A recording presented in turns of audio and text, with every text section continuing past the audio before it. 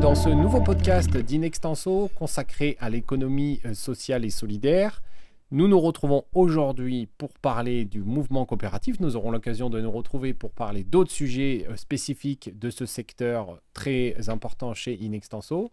Aujourd'hui, le mouvement coopératif et on va en particulier parler d'un secteur coopératif qui est les coopératives qui associent des salariés. Il existe bien sûr d'autres types de coopératives. Il existe des coopératives d'entreprise qu'on retrouve notamment dans le secteur agricole avec les coopératives agricoles. On le retrouve aussi dans des milieux comme les HLM ou les écoles avec les coopératives d'habitants HLM ou les coopératives scolaires.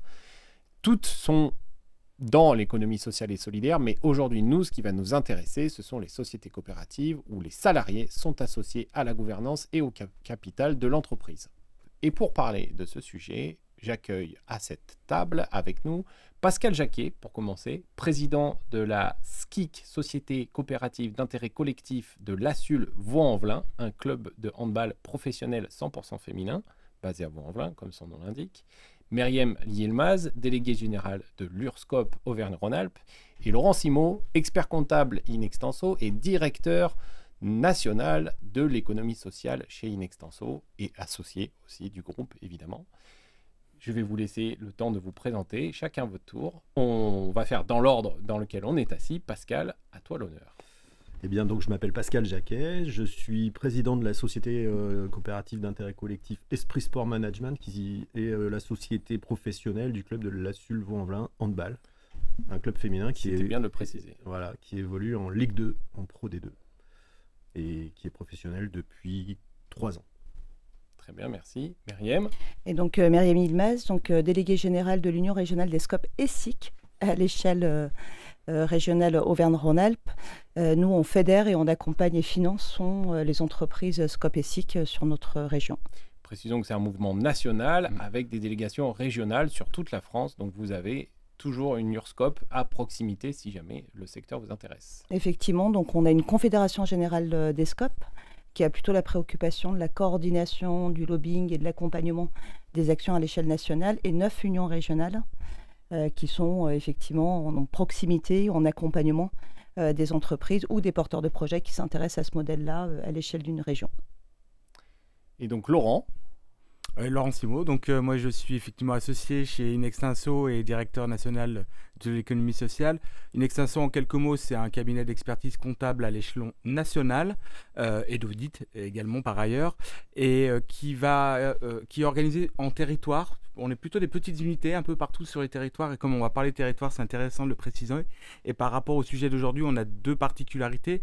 La première, c'est de s'être intéressé assez tôt à l'économie sociale et d'avoir créé en fait une structuration pour professionnaliser les gens qui vont accompagner les personnes de nos cabinets qui vont accompagner et dédiés, voilà, qui vont vraiment travailler sur ce secteur, historiquement beaucoup sur l'associatif, mais de plus en plus sur des modèles effectivement de SCOP et de SCIC, parce qu'on se rend compte que même si elles sont des sociétés, l'accompagnement est souvent assez différent et qu'il faut connaître bien cet environnement.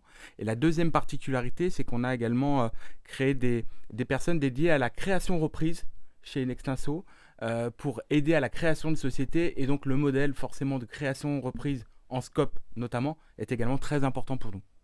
Et je crois que dans ton parcours, l'économie sociale résonne avant d'être arrivé chez Inextenso.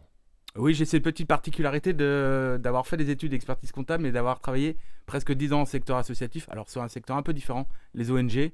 Bon, on est un peu loin de tout ça, mais après c'était un plaisir justement de rejoindre Inextenso pour aider à structurer l'accompagnement en fait à ces structures de l'ESS.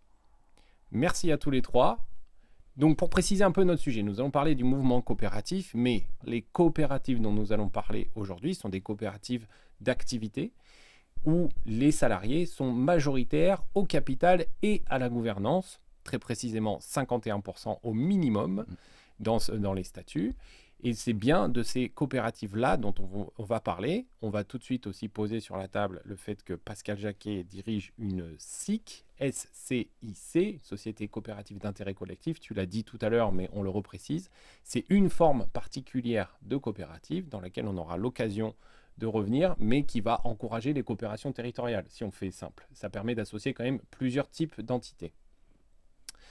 Et on va commencer par une question simple mais efficace, et à laquelle vous pourrez tous les trois répondre. Est-ce que les coopératives sont aujourd'hui le modèle économique le plus humain? Vous pressez pas. C'est une grande question. Il n'y a peut-être pas une seule réponse. En tout cas, on est plus impliquant. Et je trouve que la richesse de cette implication, c'est d'amener les gens à participer au projet. Donc après, ça dépend ce qu'on définit comme plus humain. Mais en tout cas, le côté impliquant et engageant pour les individus qui suivent l'entreprise et qui agissent pour elle, forcément, il y a quelque chose qui est un peu au-delà de ce qu'on attend d'habitude d'un engagement pour des salariés ou pour des gens qui sont autour d'une structure. Peut-être pour compléter, c'est vrai que d'abord, ce qu'il faut dire, c'est que les SCOP et les SIC sont des sociétés commerciales. Oui. Donc, c'est des sociétés commerciales de type SAS, SA ou SARL. Statut très classique à la base. Exactement. Donc, ça veut dire que pour pouvoir se constituer, il faut mobiliser un capital social. Sauf que c'est vrai que nous, dans nos entreprises coopératives SCOP ou SIC, on parle souvent de sociétés de personnes. Pour une raison simple, qui peut peut-être répondre à cette question-là autour de des sociétés plus humaines, c'est qu'on vote sur un principe démocratique d'un associé égale une voix. C'est-à-dire que quel que soit le montant du capital qu'on détient dans une SCOP, on vote de manière démocratique en Assemblée générale des associés sur un principe d'un associé égale une voix. Dans les SIC, qui a un statut plus ouvert dans les différentes parties prenantes de nature différente, souvent vous retrouvez quand même une constitution de collège qui est souvent, à qui on attribue un droit de vote plus spécifique, qui est souvent en lien avec le rapport, en tout cas de l'objet de la SIC. Et là, les droits de vote peuvent être différents, mais au sein de ces collèges-là, on vote quand même sur un principe d'un associé égale une voix. Donc c'est souvent pour ces raisons-là qu'on dit qu'on n'est pas des sociétés de capitaux, mais des sociétés de personnes, parce que tout, en fait, est basé sur ce principe de l'implication, mais aussi du pouvoir donné à chaque partie prenante sur ce principe d'un associé égale une voix. Donc si on vous écoute tous les deux, la réponse, elle est par la gouvernance. Le fait que les salariés ou les gens qui sont les plus actifs dans la structure économique sont associés à toute la gestion, à toutes les décisions. Laurent, toi, comment tu pourrais éclairer cette question? Alors, ce qu'on voit vraiment dans l'accompagnement des sociétés, la différence, on va prendre une société classique où il y a un ou plusieurs dirigeants qui détiennent le capital. Si on va les voir avec un tableau de bord ou les indicateurs économiques ou les comptes annuels, ils vont penser immédiatement résultats, dividendes. Bon, ce qui est logique puisque c'est pour ça qu'ils ont investi. Ce qu'on voit notamment, peut-être plus dans les SCOP que dans les SCIC d'ailleurs, c'est que l'intérêt est beaucoup plus collectif, puisqu'il faut quand même rappeler ici que, on y reviendra, mais que le partage est avant tout pour les salariés à travers de l'intéressement, à travers les salaires qu'ils perçoivent. Donc on voit que c'est le nombre de personnes impliquées qui est beaucoup plus important. Et souvent, quand on va faire ça, on va le faire plutôt sur un comité, il y a beaucoup plus de monde. Tout le monde est intéressé finalement aux résultats économiques et la rentabilité, vous l'avez précisé, c'est hyper important. Elle est aussi de mise dans un format société, qu'il soit en modèle coopératif, mais c'est l'implication des personnes qui est beaucoup plus importante. Et donc, c'est là où le rapport est quand même relativement différent. Et de savoir si c'est plus humain, on ne sait pas, mais en tout cas, on l'a déjà dit, ça implique les individus salariés qui sont également acteurs de manière beaucoup plus importante. Donc, c'est un peu l'opposition au capital-travail, mais c'est assez vrai parce que les gens ils veulent aussi connaître leurs résultats de ce qu'ils font au quotidien. Est-ce que c'est rentable? Est-ce que ça marche? Donc c'est en ça, en tout cas, que leur relation, nous on le voit en termes d'accompagnement, est plus humaine, elle est plus intuitive, personnelle, mais sur un groupe et sur un volume de personnes plus important, que ce soit une SCOP, j'en ai une à 2 personnes, peu importe. En tout cas, tout se fait à 2, et même si elles sont plus importantes, on voit quand même que le nombre de représentants qu'on a en face de nous est plus significatif et s'implique de manière différente. C'est très intéressant ce que vous dites, tous les trois, parce qu'en fait, ça fait écho à un des événements fondateurs de la naissance du mouvement coopératif, qui est la Commune de Paris au 19e, où en fait, le mouvement coopératif est né du fait que les patrons étaient partis des ateliers, des premières petites industries qui existaient à Paris, et les salariés qui sont restés, eux, ont essayé de faire tourner seuls ces ateliers et ces petites industries et ces petites usines, et ont réussi à le faire par eux-mêmes. Et c'est un des événements fondateurs de la naissance du mouvement coopératif. Et du coup, est-ce que vous pensez qu'on arrive au mouvement coopératif par une vraie réflexion de conviction ou une réflexion de modèle économique? Myriam? Peut-être pour vous donner un peu un ordre d'idée, aujourd'hui, dans l'ensemble des entreprises coopératives qu'on retrouve à l'échelle nationale, 60% sont issus de création ex nihilo.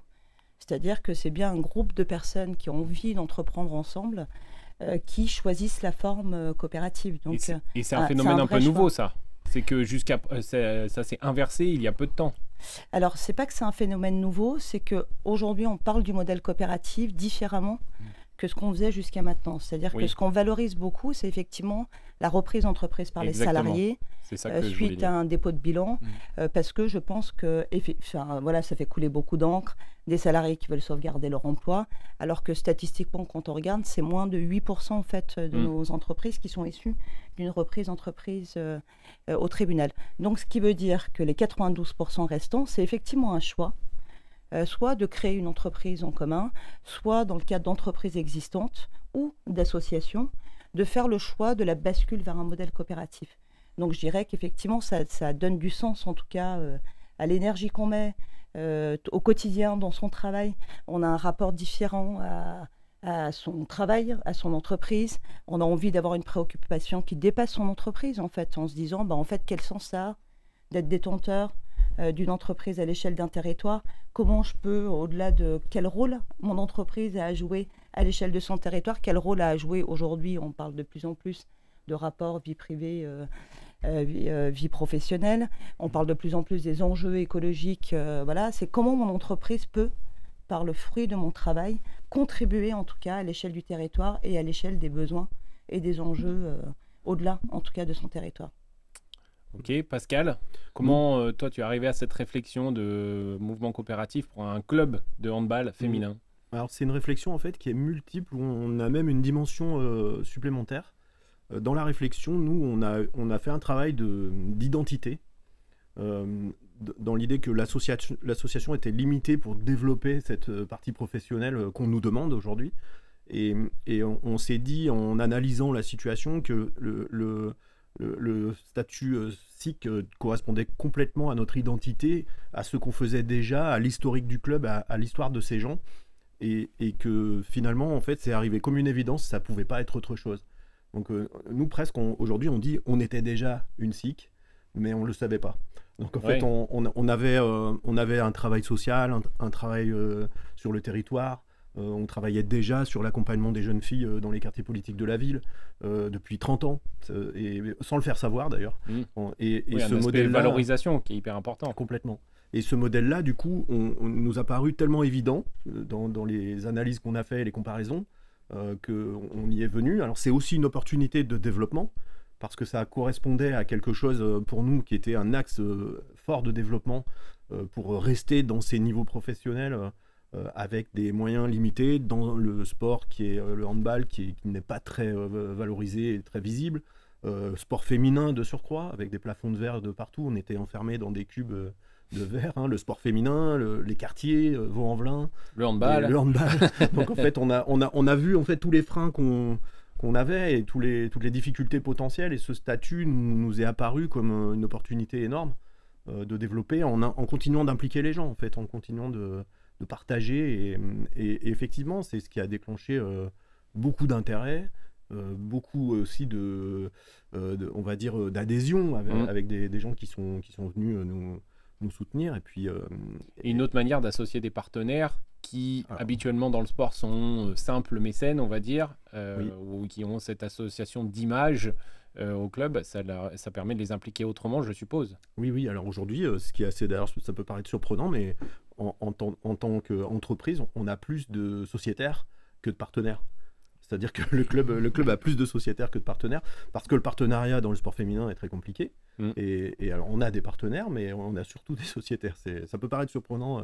Et vu des autres clubs, en tout cas, ils nous regardent bizarrement avec ça, quoi. Et puis rappelons qu'il y a une obligation dans le sport professionnel aujourd'hui, c'est déjà d'associer au minimum 2 entités, c'est-à-dire la société professionnelle qui va gérer l'équipe 1, pour faire simple, et l'association qui va être l'école de handball pour le coup, mais qui va permettre la formation des jeunes et jusqu'à l'accès au professionnalisme à un moment donné. Donc il y a déjà une obligation aussi qui oblige à réfléchir avec 2 entités différentes. Oui, alors c'est pas vraiment une obligation en fait. Il y a encore beaucoup de monde qui tourne en associatif. Okay. Dans les sports, on va dire mineurs médiatiquement, la plupart des clubs tournent encore sur un modèle associatif. Dans le handball féminin, aujourd'hui, même en première division, il y a une minorité de clubs en société. Par contre, tous commencent à entrevoir la possibilité de développement que ça leur donne. C'est-à-dire que l'association, elle a quand même beaucoup de limites, on va dire, sur la gestion de flux, sur le fait de rentrer des clients, de faire de la prestation. Il y a quand même quelques limites au statut associatif pour ça. Et du coup, ça permet aussi, alors nous, c'était aussi un très gros argument pour impliquer les personnes, les sympathisants du club, les dirigeants associatifs, les historiques associatifs du club, c'est la protection de l'association. C'est-à-dire qu'en fait, un des plus gros arguments qui est sorti presque tout de suite, c'est de dire on permet à l'association de ne plus prendre ses risques, même s'il y en a encore, mais au moins on sait que le club survit et que le club, lui, il existera toujours et qu'il sera à un niveau sportif X, mais que si le risque du sport professionnel est trop grand, c'est la société qui court le risque et pas l'assaut. D'accord. Et donc, à l'image de ce que tu nous expliques, Pascal, Laurent, de ta position d'expert comptable, à quel moment le modèle coopératif peut être un conseil que tu peux donner à une structure ? Alors, plusieurs moments. Il y en a un qu'on a évoqué, c'est le fait de changer le statut associatif. Donc là, récemment, j'ai eu notamment un client à qui c'est arrivé. C'est-à-dire qu'en fait, on a un statut associatif qui ne convient plus forcément au modèle. Il y a plusieurs personnes qui sont intéressées par la rentabilité. C'est un mot quand même important, hein. On est en format de société. C'est pas parce qu'on va distribuer différemment qu'on n'est pas en format de recherche de rentabilité, peut-être pas à tout prix. Et donc, du coup, quand on a un modèle associatif qui a quand même, qui est un peu bridé dans le format fiscal, bien entendu, on peut avoir des associations fiscalisées, mais on voit que le schéma, c'est pas de distribution dans le format associatif. Donc, on peut avoir déjà ce conseil de dire, bah là, vous êtes dans une structure qui est presque de personnes, voilà. Vous êtes dans un modèle associatif qui n'est pas pour le plus grand nombre, mais qui veut s'ouvrir, transformer en scope. Donc ça, j'ai eu un modèle assez récent. Le sujet aussi intéressant, alors moins sur les reprises, puisque là, effectivement, l'URSCOP est très bien placé, vous en parlerez peut-être juste après, pour les effets de reprise. Pour la création, on est assez sollicité, et le schéma que j'ai pu constater, c'est notamment quand on avait 2, 3, 4 associés, ou personnes qui voulaient s'associer, qui avaient des connaissances complémentaires. Ça, c'était assez intéressant, c'est d'avoir un projet, mais qui nécessite vraiment des compétences spécifiques de chacun. Et chacun ayant sa propre compétence, il se rendait compte que finalement, il ne pouvait pas fonctionner l'un sans l'autre. Et que le modèle de se dire, bah, on met en commun, il n'y en a pas un qui a plus que l'autre, on va essayer d'associer d'autres personnes, d'autres compétences. C'est-à-dire que ce qui est intéressant, c'est le format. C'est de se dire, ce que je vais aller chercher, c'est de la ressource, c'est de la personne, c'est de la compétence. Donc du coup, là, le modèle Scope, il est assez intéressant. Parce qu'on dit, bah voilà, vous allez être à un homme, une voix, vous êtes sur un partage qui va être différent. Vous êtes aussi sur un modèle où vous allez mettre plus de fonds en réserve pour avoir d'autres associés qui viennent. Et ça, c'est aussi un modèle que je trouve assez intéressant. J'avais moins constaté, peut-être effet aussi voilà, d'un monde qui bouge. Je ne sais pas, on pourra l'évoquer éventuellement. Mais ce schéma-là, en tout cas, on commence à le voir de manière un peu plus précise.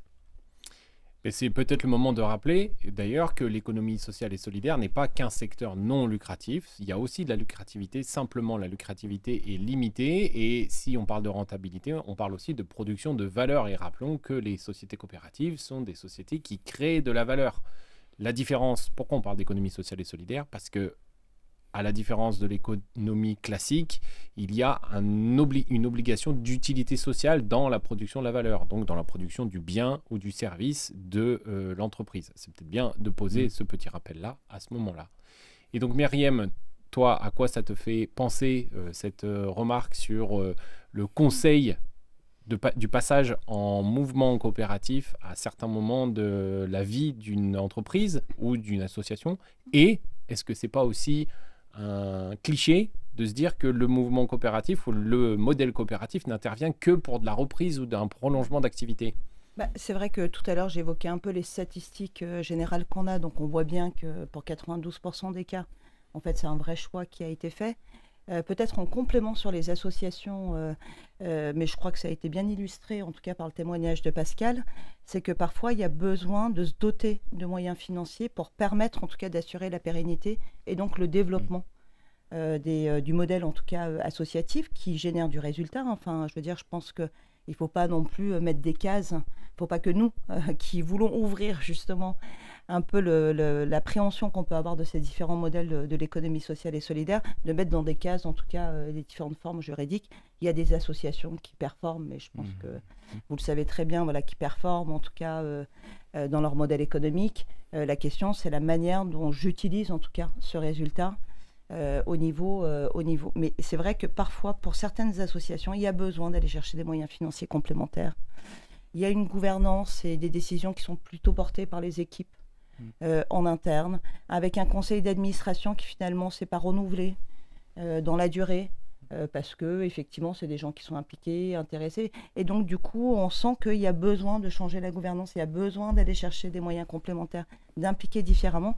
Et donc, c'est vrai que ce soit en SCOP ou en SIC, j'allais dire, c'est souvent, en tout cas dans ces situations-là, qu'on peut voir des éléments qui pourraient permettre de prescrire, en tout cas, ce modèle d'évolution de l'association vers la coopérative. C'est vrai qu'on parle souvent de SCOP et de SIC. Voilà, je vais peut-être juste pour dire quand même que ce soit SCOP ou SIC, elles sont sur des économies, elles sont sur le marché. Voilà. L'économie réelle. Et donc l'économie réelle. Donc ça veut dire que pour continuer à exister, c'est des personnes qui doivent avoir un modèle économique qui soit performant, qu'elle doit être en capacité de pouvoir se doter de moyens pour pouvoir assurer son développement et sa pérennité. Et donc, mais c'est vrai que la différence, c'est dans le partage de la valeur. Donc on parle aujourd'hui de partage de la valeur parce que c'est un terme qui maintenant s'approprie, et notamment avec le loi de la partage de la valeur ajoutée, mais nous on disait souvent c'est le partage de l'avoir. À un moment donné, on est tous partie prenante au niveau de la société, on a effectivement cette double qualité, dans les SCOP on est associé et salarié, donc on contribue à la création de cette valeur-là, dans les SIC on est soit bénéficiaire, mais donc du coup on contribue en tant que bénéficiaire, soit on est partenaire aux collectivités territoriales, on a un retour sur notre participation, et la question c'est la manière dont on partage cette valeur. Et je pense que c'est aussi ça qui est intéressant de regarder dans les modèles coopératifs, c'est que le rapport est très clair, transparent, et donc parfois on a d'autres situations dans lesquelles ce partage de la valeur et cette implication pourrait rebondir en coopérative, c'est dans le cadre de transmission d'entreprise, où effectivement aujourd'hui vous avez des dirigeantes ou dirigeants en tout cas qui arrivent à l'âge de la retraite et qui cherchent une solution pour permettre de pouvoir céder son entreprise. Et là il y a beaucoup d'idées reçues et très peu connaissent en fait la possibilité que les salariés peuvent être accompagnés dans le cadre de la reprise, et notamment dans un format coopératif. Et je dirais qu'il y a peut-être aussi dans les transmissions d'entreprise cet enjeu-là. Aujourd'hui, on le sait, ça fait 20 ans qu'on le dit, chaque année, alors que ce soit, quelle que soit l'étude en tout cas qui est faite, on s'est mis d'accord sur un chiffre, je crois, au niveau de la profession. La profession, c'est de dire qu'il y a à peu près 60 000 entreprises qui sont accédées chaque année, et la moitié disparaît.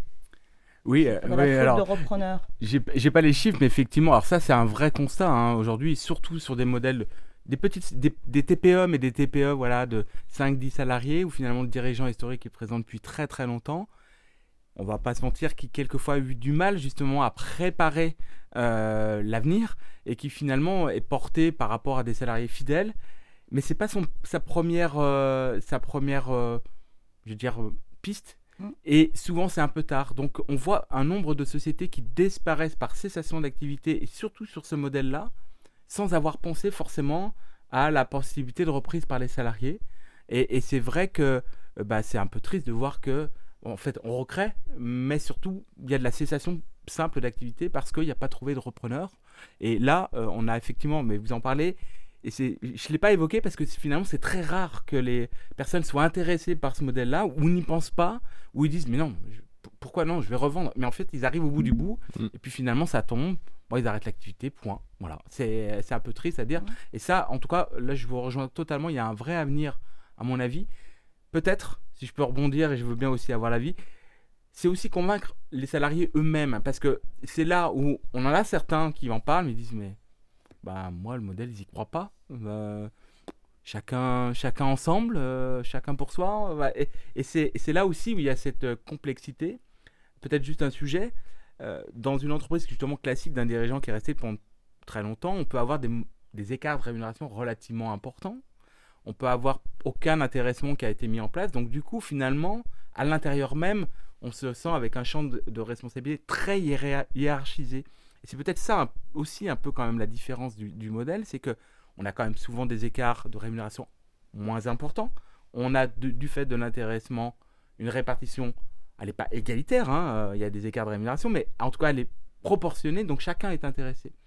Donc c'est pour ça que du coup, même dans l'esprit des personnes faisant partie de ces sociétés, même si le dirigeant propose, c'est assez rarement qu'il soit écouté. Voilà. Je ne sais pas si c'est aussi ce que vous ressentez. Après, c'est vrai que nous, ce qu'on constate en tout cas dans les freins côté du dirigeant, c'est d'abord la méconnaissance. C'est-à-dire qu'effectivement, souvent, un dirigeant, quand il veut céder, la première solution qu'il regarde, c'est sa famille.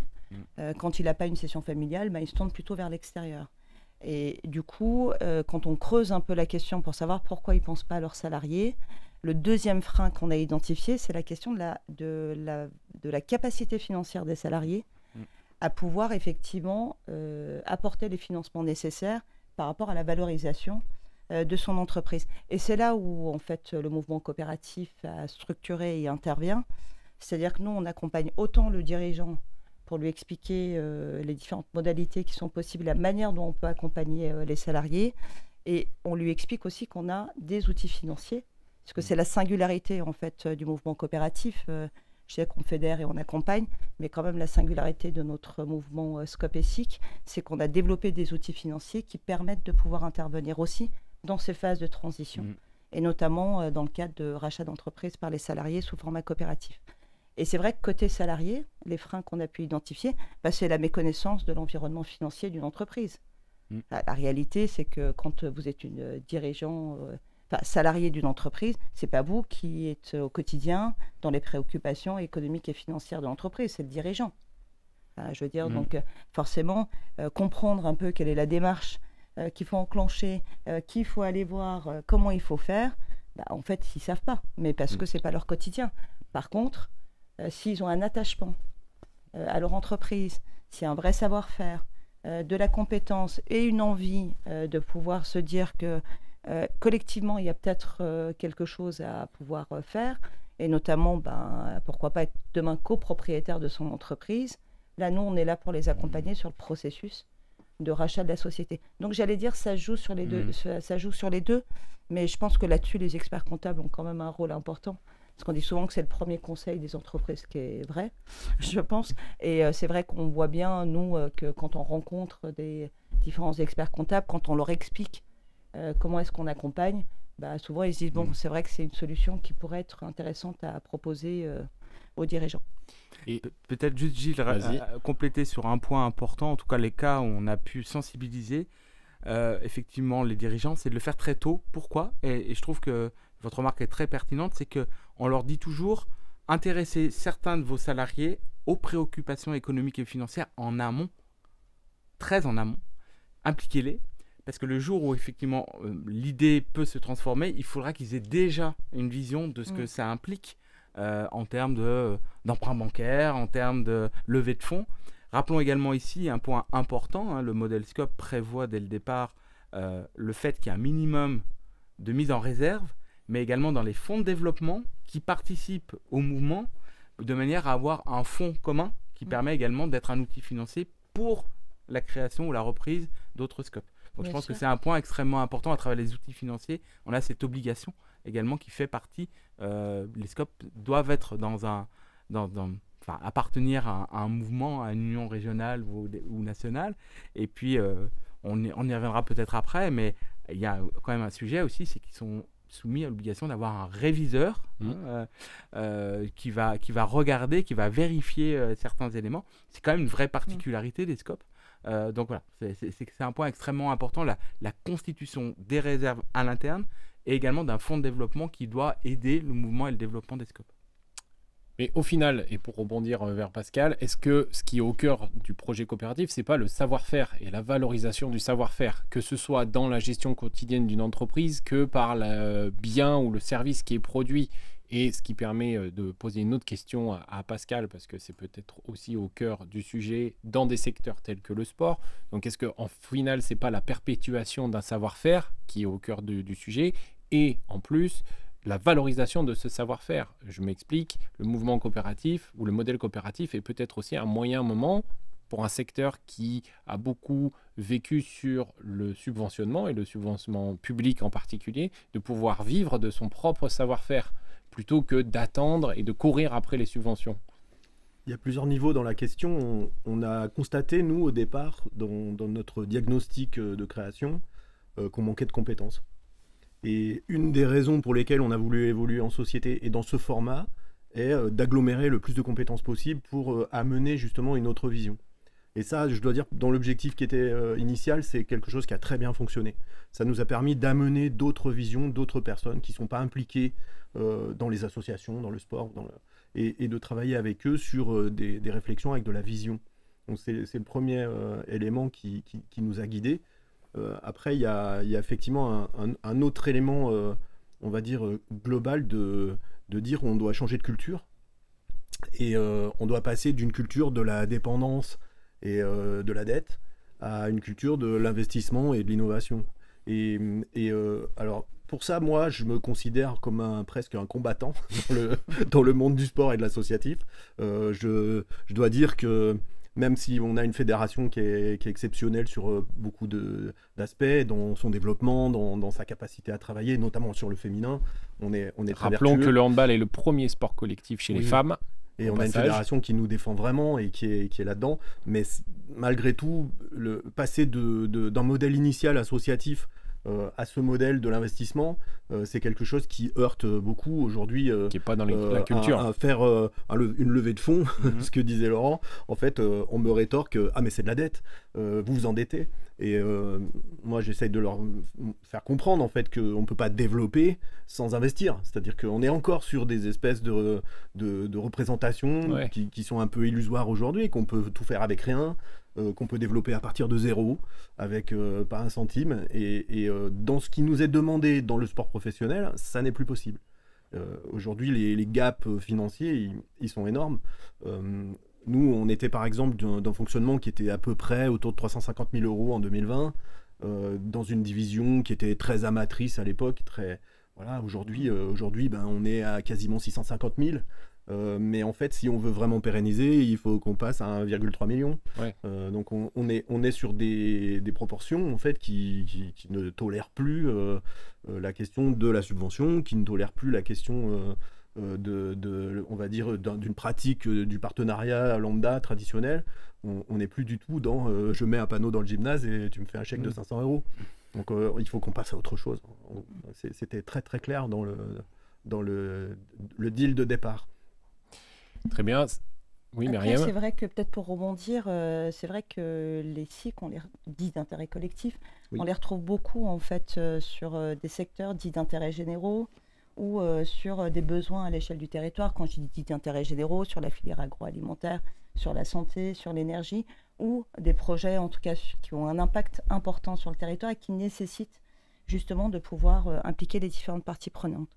Et que dans ces cycles-là, on ait des modèles un peu hybrides en matière de ressources, qui mixent en tout cas des collectivités territoriales ou du privé ou des salariés, je veux dire, c'est propre en tout cas à la caractéristique de la société coopérative d'intérêt collectif. Aujourd'hui, quand on regarde les SIC à l'échelle nationale, on a à peu près un tiers des SIC qui ont une collectivité territoriale dans son capital.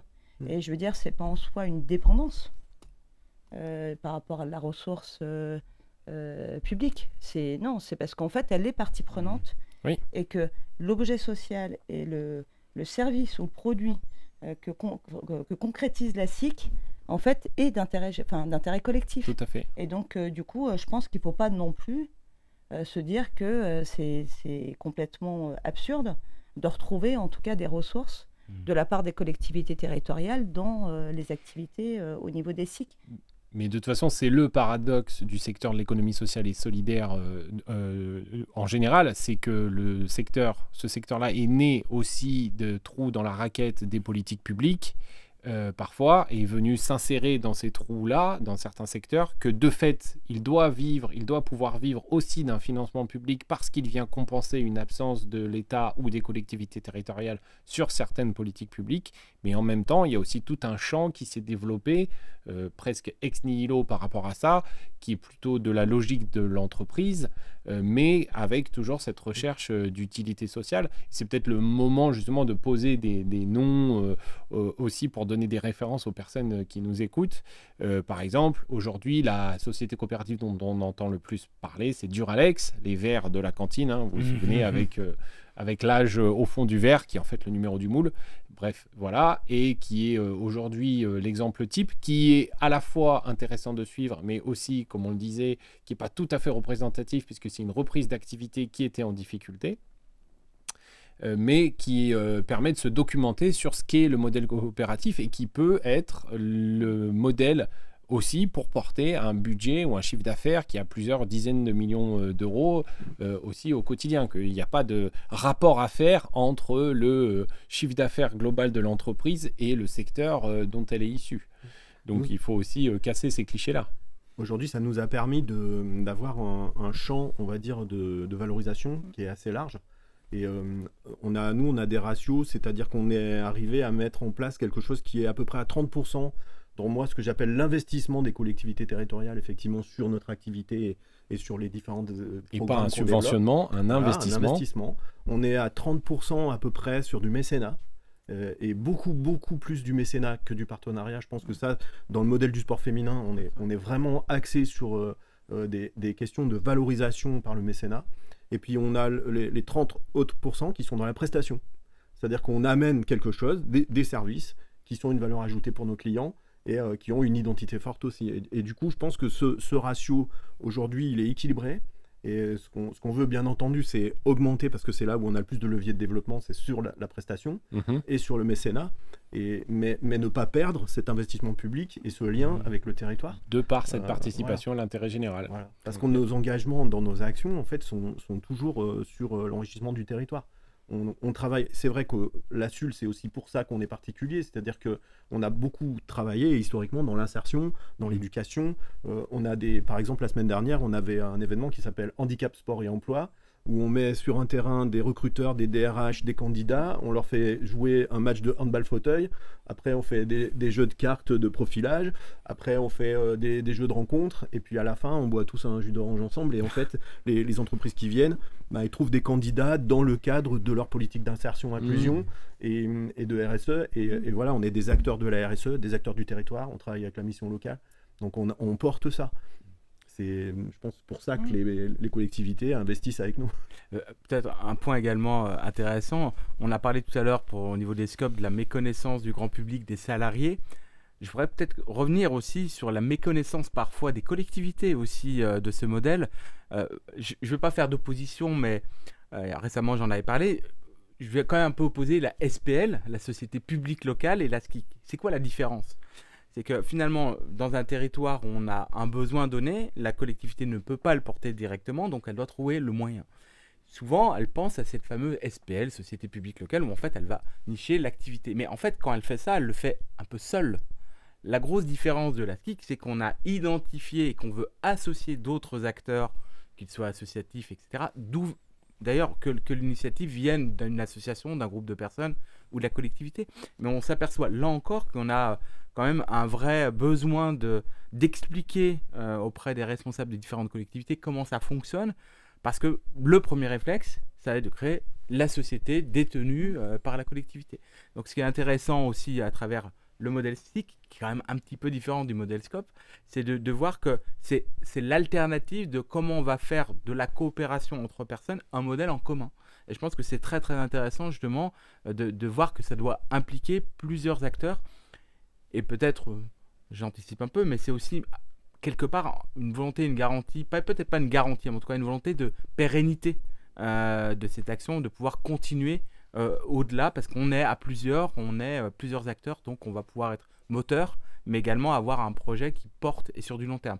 Et c'est en tout cas l'impression que j'ai retenue, c'est de dire, voilà, on veut porter un projet sur du long terme, et je crois que c'est peut-être aussi la particularité de ces modèles-là, c'est on part pour loin, quoi. On part pas juste pour Emedia. Je suis pas opposé aux startups, mais c'est pas juste j'investis pour avoir tout de suite du gain. C'est j'y vais pour avoir du long terme devant moi. Mais d'ailleurs, très bonne transition. Merci Laurent. Ce qui nous permet aussi d'expliquer qu'aujourd'hui, de plus en plus d'études économiques en France viennent démontrer que le modèle coopératif est celui qui résiste le mieux dans tous les modèles économiques en période de crise. Rappelons bien qu'on peut être une SAS et une coopérative en même temps, ou une SARL et une coopérative en même temps, rappelons-le bien. Et que donc le modèle coopératif est celui qui résiste le mieux en période de crise. Ce sont des études qui sont basées à la fois sur la période Covid, à la fois sur l'année 2024, dont on sait qu'économiquement, elle a été très compliquée. Et je vais prendre un chiffre, on ne va pas tous les égrener, mais on va prendre un chiffre qui peut être le plus symbolique de ça, c'est le taux de pérennité à 5 ans. Sur les sociétés coopératives, on est à 79%. 76% pour les coopératives qui sont des reprises d'activité en difficulté, alors que les entreprises de l'économie classique sont à 62% de taux de pérennité sur 5 ans. Comment on se l'explique? Il y a un premier fil que vous avez tissé tout au long de la conversation et qu'on retrouve, c'est la coopération territoriale et l'économie locale. Le fait d'avoir basé l'activité de la société coopérative sur une économie locale, une coopération entre toutes les parties prenantes d'un secteur économique. Et donc, le fait d'échapper aux fluctuations internationales qui sont aujourd'hui les premières causes des crises économiques, c'est des fluctuations internationales telles que des effets de spéculation dont aucune entreprise, aucune TPE, PME peut avoir la maîtrise, évidemment. Et donc, du coup, vous, comment vous l'expliquez cette résistance du modèle coopératif à ces fluctuations du marché mondial? Et est-ce que cet ancrage et cette économie locale, finalement, c'est pas ça la pérennité, puisque tu en parlais Laurent, la pérennité d'un grand projet économique? Je vais même rajouter quand même, puisqu'on a une transformation d'une association, en tout cas une émanation de la SIC, transformation d'association et transmission d'entreprise, donc transformation de société en coopérative, on monte même à plus de 90% de taux de pérennité. Et ben voilà. Et effectivement, on est quand même sur des taux de pérennité qui sont quand même 18 points au-dessus de ce qu'on constate au niveau des entreprises en France. J'allais dire notre accompagnement, évidemment. Ah, mais on est là pour ça aussi, on est là pour en parler aussi. Non, mais après, intrinsèquement, par rapport au mécanisme à proprement parler du rapport qu'on a à l'entreprise et donc à la coopérative en tant que personne morale, la première, j'allais dire la sobriété des associés ou des actionnaires, si on prend un terme plus générique. Je veux dire, aujourd'hui, quand vous investissez dans une entreprise coopérative au capital, quand vous repartez, si l'entreprise n'a pas eu des pertes au niveau de ses résultats, vous repartez avec la valeur que vous avez investie. Donc, il n'y a pas d'intensité capitalistique au niveau de la détention de son capital. Donc, ça veut dire détache des flux économiques mondiaux actuels qui sont très liés à ce que tu décris. Voilà, donc il n'y a pas de valorisation. Enfin, voilà. Donc, on est vraiment dans un rapport, en tout cas, au retour sur investissement de son capital qui est très différente. Et le deuxième, qui est lié à la performance en fait de l'entreprise. On parlait de partage de la valeur tout à l'heure.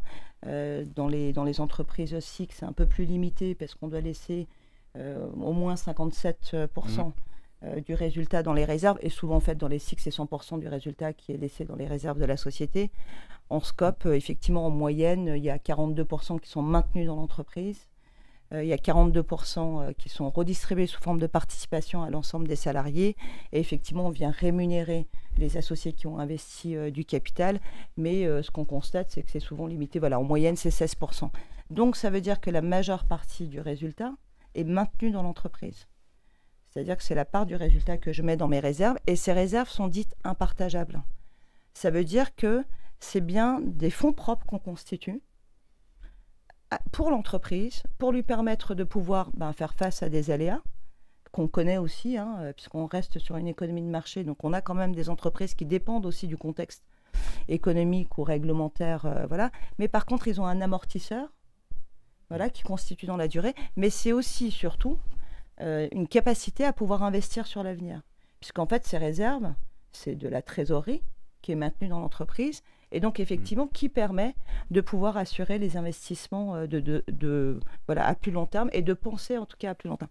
Et étant donné qu'on est copropriétaire mais qu'on n'a pas un droit de propriété sur les fonds propres, et ben forcément, on a un niveau de réflexion au niveau des associés, mais aussi au niveau des dirigeantes ou dirigeants de coopératives qui pensent plutôt à plus long terme. C'est-à-dire qu'en fait, c'est des mécanismes qui poussent à penser en fait à moyen long terme. Tu es copropriétaire de la décision et pas forcément du capital en fait. De son capital. C'est ce qu'on apporte. Voilà. Mais ce que je veux dire, c'est que voilà, ces réserves, dans les sociétés traditionnelles, quand on veut valoriser, par exemple, les associés, on prend ces réserves, on les incorpore au capital. Je ne vais pas trop rentrer dans la technique, mais voilà, ça valorise, ça veut dire que j'ai investi 100, l'entreprise a performé, puis à un moment donné, mon capital, il vaut 200. C'est pas possible, en fait, dans nos entreprises. C'est pas que c'est pas possible, c'est pas, en fait, le cadre dans lequel on s'inscrit quand on veut entreprendre demain. Par contre, on a bien un lien très direct sur le retour sur investissement, mais qui est lié à la performance de l'entreprise. Et donc, quand demain je pars, je récupère mon capital. Et donc, c'est vrai qu'on a plutôt des entreprises qui se pérennisent dans la durée, parce que là, on parle à 5 ans, parce que c'est les seules statistiques qu'on peut comparer aux autres entreprises, mais on a plus d'une vingtaine d'entreprises qui sont centenaires au niveau national, et où on est à la 3e génération d'associés salariés. Et donc, c'est des transmissions qui se font de génération d'associés salariés, parce qu'on casse en fait ce côté spéculatif sur la valorisation des entreprises. Et donc finalement, quand on va chercher du financement, c'est pour financer son développement et pas pour financer en tout cas les détenteurs de capitaux.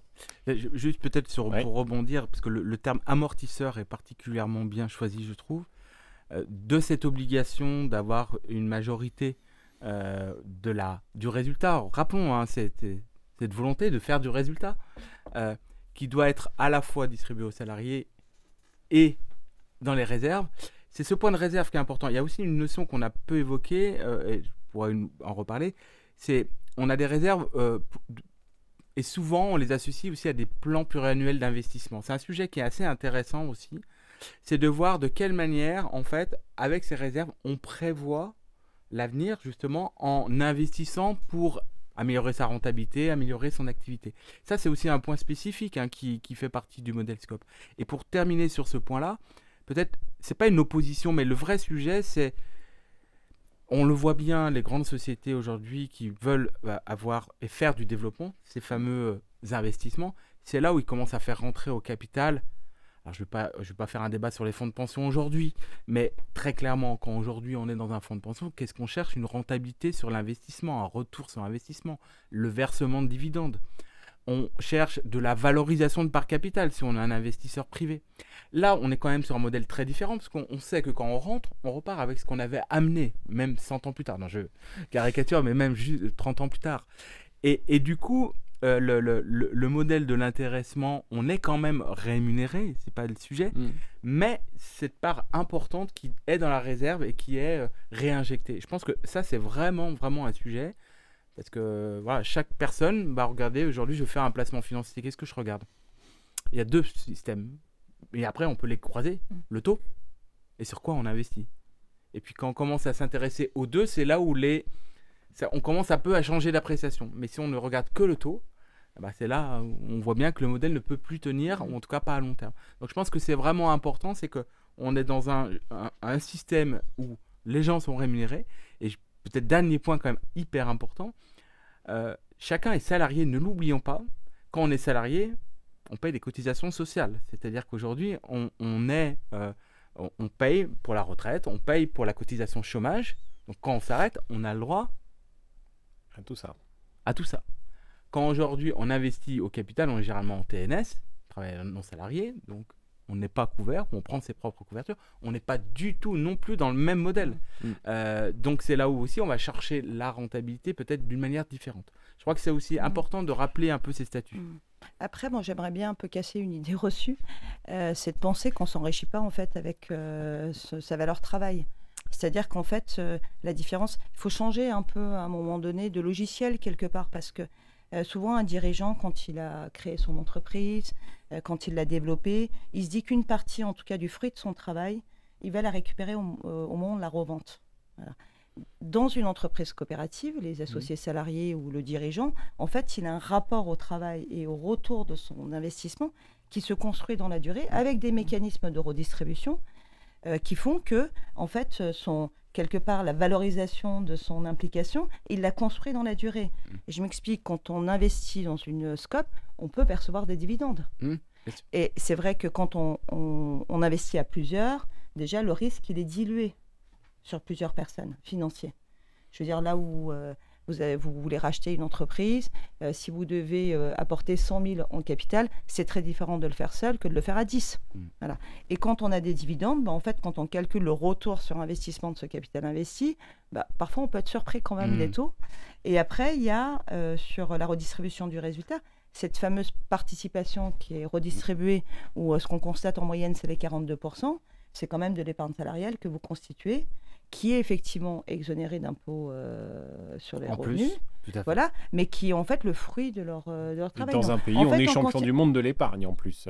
Et c'est vrai que c'est un des pays qui épargne le plus. C'est ça. Et on est en ce moment, enfin voilà, ça fait 3 ans qu'on parle du partage de la valeur. J'allais dire, en fait, les entreprises SCOP ont plus d'1 siècle d'avance là-dessus, parce qu'en fait, on l'applique déjà depuis très longtemps. Donc voilà, il y a quand même ça aussi qu'il faut. C'est un changement de logiciel. Et c'est un changement, voilà, mais je peux comprendre tout à fait que, par exemple, quand on travaille sur la transmission d'entreprise, quand on valorise le fruit du travail et qu'on dialogue avec un dirigeant, là, effectivement, on reste dans un schéma où il faut valoriser le fruit de son travail. Oui. Peut-être juste une dernière chose, rappelons quand même ici que, puisque pour être associé dans la SCOP, la plupart du temps, alors, il y a des petites exceptions, mais il faut travailler dans la SCOP. Oui. C'est pour ça que ce que j'opposais un tout petit peu, c'était l'investissement pour l'investissement entre guillemets spéculatif et d'avoir des dividendes où on n'est pas du tout salarié impliqué. On place de l'argent dans une société. La vraie quand même différence, il peut y avoir des associés externes, mais quand même la grande majorité, c'est le fruit de leur travail. C'est ça la effectivement grosse différence. Donc il y a une forme de responsabilité. Oui.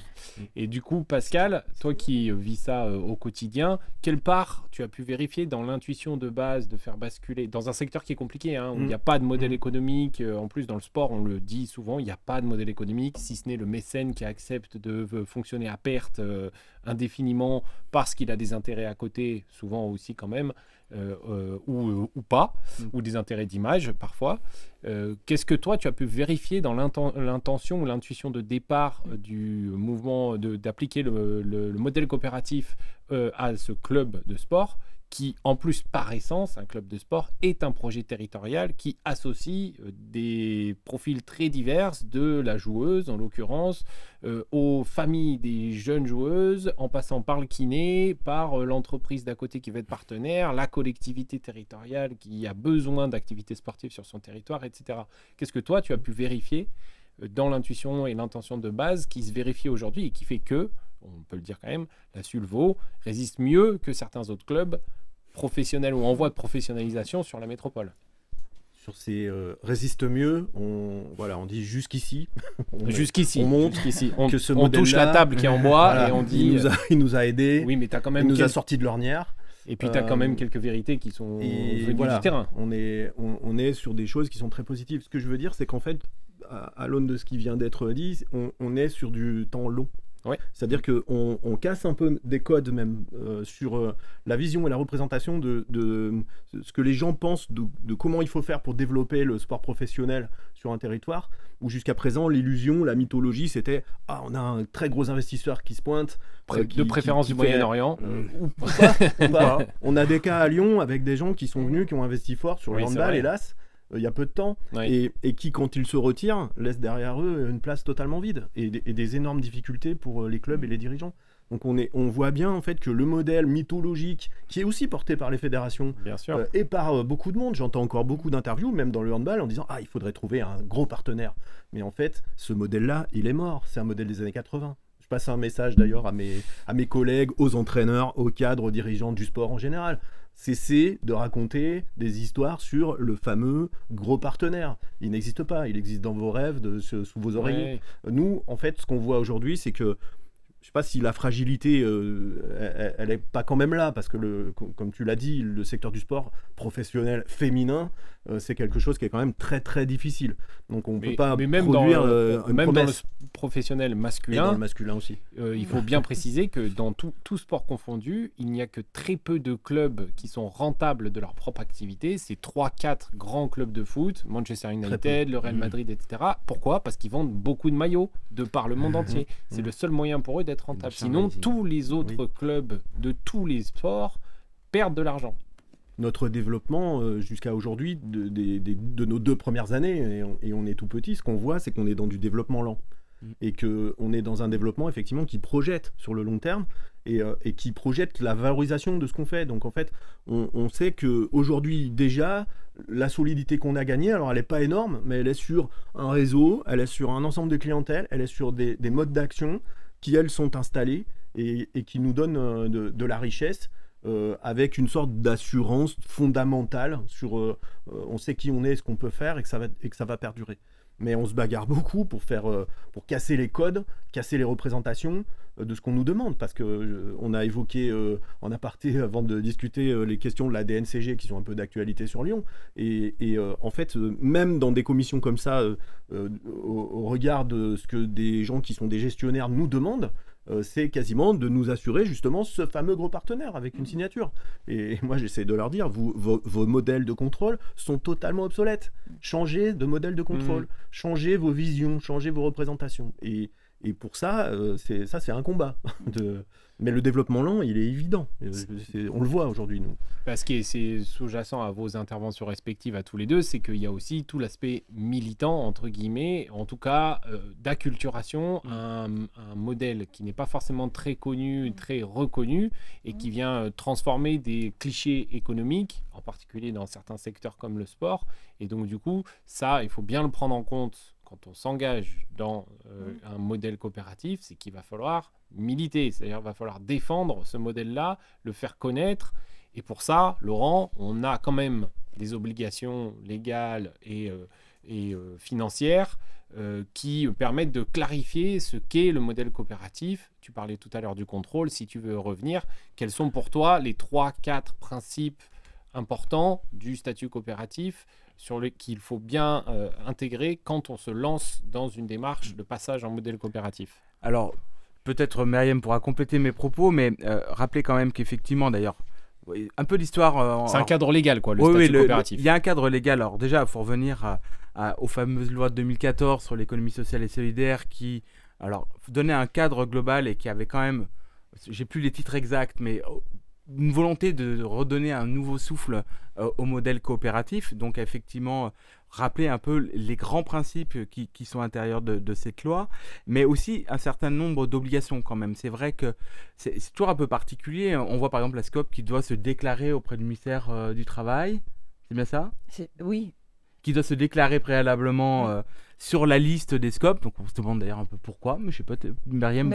En fait, parce qu'elle bénéficie d'un cadre fiscal, et donc en fait, elle ne peut pas s'inscrire si effectivement elles n'ont pas été révisées, mais je pense que donc vous allez en parler. Et donc du coup, ça lui permet de continuer à bénéficier de la contrepartie fiscale liée à sa redistribution de résultats. Voilà, parce qu'effectivement, on a certains avantages fiscaux qui sont liés à ça.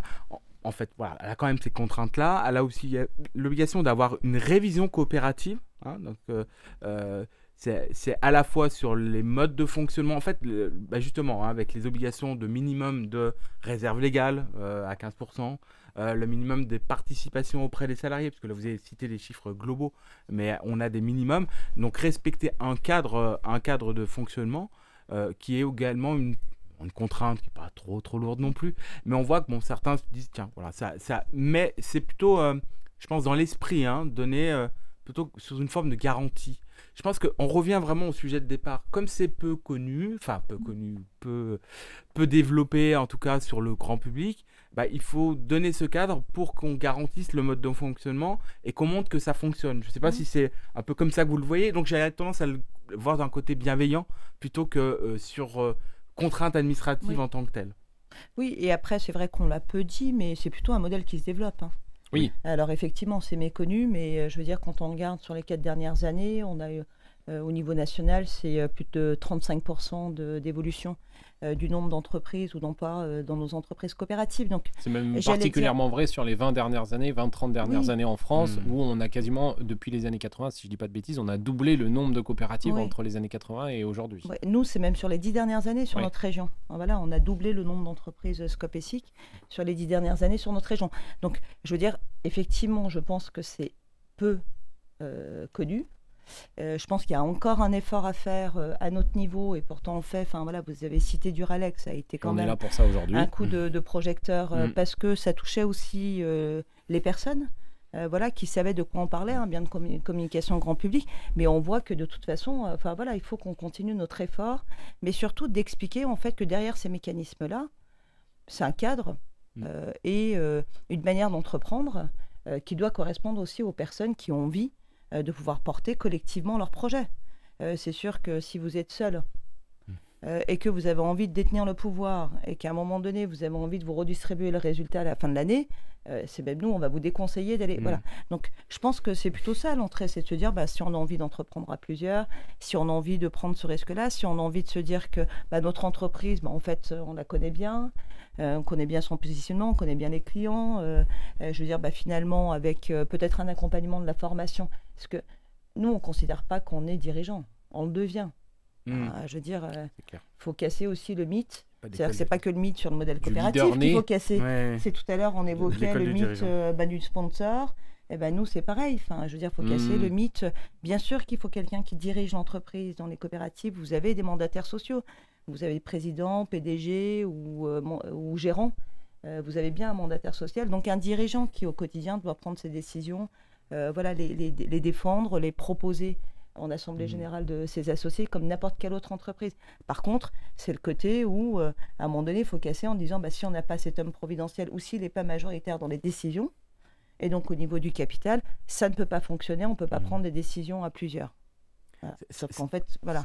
Donc je pense qu'il y a ça aussi part au départ aussi de cette volonté d'entreprendre. C'est ça qui est intéressant. Oui. C'est que finalement, quel que soit le modèle, déjà, il faut quand même qu'il y ait ce modèle un peu entrepreneur. En plus, nous, on le valorise beaucoup chez Inextinso, mais c'est important parce que du coup, après, il y a le modèle où la personne va vouloir peut-être effectivement garder un peu le pouvoir ou faire ensemble.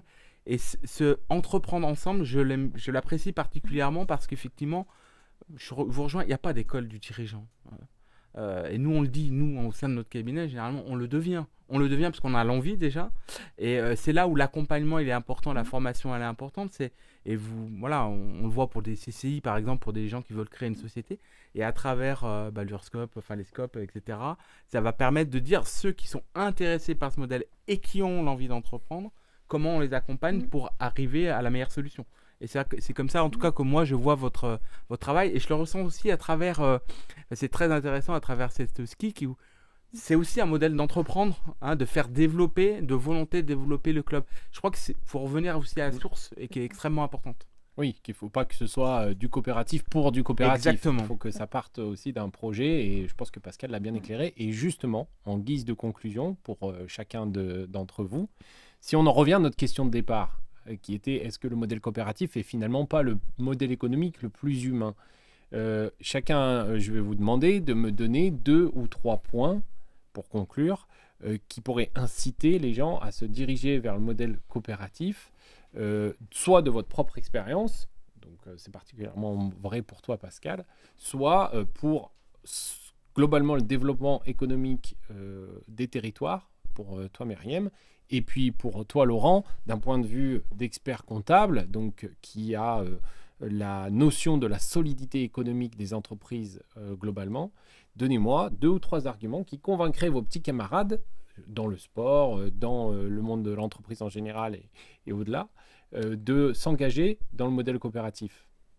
Je ne sais pas si j'aurais 2 ou 3 points, mais peut-être un point majeur ou principal, c'est-à-dire que moi je pense que les personnes qui sont portées par quelque chose de collectif et par quelque chose qui engage, trouver ce modèle, ça veut dire qu'elles vont trouver quelque chose qui est le reflet de leur engagement et de leur volonté, et que c'est peut-être, alors c'est le deuxième point, c'est justement un modèle qui permet d'allier cet engagement avec les autres, cet engagement coopératif, cet engagement des personnes, avec quelque chose qui doit être profitable et qui est dans le développement et qui est dans l'économie. Et je trouve que c'est cet alliage en fait qui fait la richesse. Et en tout cas, pour ma part, dans notre univers du sport de haut niveau, qui n'est pas un sport médiatisé et très valorisé, c'est une manière aussi d'aller chercher cette valorisation et de dire économiquement, on est viable, on a quelque chose à jouer et on a une identité. Par votre apport, ne jamais rien renier de l'apport d'un club Exactement. sportif sur une société et de le faire reconnaître. On a un rôle. Et je trouve que cette forme-là permet cet alliage. Très bien. Merci Pascal. Myriam. Je pense que si vous avez envie, si les personnes ont envie de conjuguer leurs talents, s'ils ont envie de porter un projet entrepreneurial qui fait sens, c'est-à-dire en se disant que finalement la qualité des décisions, elle est aussi liée au fait qu'on les prend de là où les gens vivent en fait les situations et que ça permet en fait un engagement et que vous avez envie en tout cas de mettre en place cette dynamique-là, c'est vrai que c'est un modèle à étudier. Voilà, c'est plutôt ça, c'est-à-dire que c'est un des modèles à étudier dans votre parcours entrepreneurial. Laurent. Alors, on l'a déjà évoqué, mais je crois que quand la volonté d'entreprendre est là, en tout cas la réflexion qu'on voit, enfin qu'on pousse beaucoup, c'est de dire, je crois qu'on est dans un environnement, en tout cas tout seul, partir tout seul à l'aventure d'entrepreneuriat, c'est quand même pas évident. Donc le modèle où on arrive à associer des compétences et qu'on a un modèle où quelque part on est plusieurs à porter, ça reste un excellent modèle. Et en tout cas, un modèle qu'il faut explorer. Pourquoi ? Parce que, on va répartir un peu les risques. 2, je vais prendre un exemple très simple. Quand on est dirigeant, quelquefois, on s'essouffle un peu. Je peux vous dire, quelquefois, on est fatigué. Le management, c'est pas toujours simple. Les difficultés financières, il y a eu le Covid. Réfléchissez à tout ça. Et quand on voit qu'on est plusieurs, finalement, et qu'on partage, alors attention, il y a des petites considérations. Il faut bien s'entendre, il faut bien prendre en compte le système. Mais on voit quand même qu'on résiste mieux. On résiste mieux à la pression, on résiste mieux aux risques. Donc, j'allais dire que la question, elle va se poser de plus en plus parce que les modèles font que les contextes évoluent très vite et que seul, c'est quand même très difficile. Lever la dette, c'est difficile aussi et que c'est quand même un modèle, quand on a des projets et on veut les partager, il faut être quand même dans cette volonté-là. Eh ben, on part sur quelque chose qui est plus sur du long terme, effectivement, et qui va être, en tout cas, sur une logique. Moi, je vois bien cette partie aussi, la tête du dirigeant. Hein. J'en vois des dirigeants épuisés, qui ont subi, qui ont fait des PGE, etc. Et quelquefois, s'ils voulaient réentreprendre, peut-être qu'ils le feraient différemment. Voilà, je crois que c'est un petit peu ça, moi, en tout cas, mon modèle de intéressez-vous, essayez de trouver des gens en partenariat, faites-le à plusieurs, vous étalez les risques et vous serez, à mon avis, sur l'avenir un peu plus confiant. Très bien, merci à tous les trois d'avoir participé à cette discussion libre sur le mouvement coopératif. On a été très spécifique et aussi très grand public aussi. Donc j'espère que vous, les auditeurs et les téléspectateurs, vous retrouverez dans nos discussions. Merci d'avance à vous de nous avoir écoutés. Abonnez-vous et restez connectés. Il y aura d'autres épisodes sur d'autres sujets d'économie sociale et solidaire. Vous découvrirez au passage le titre de notre podcast que je ne peux pas donner maintenant, mais en tout cas, restez bien branchés, il y aura de nouveaux épisodes. Merci.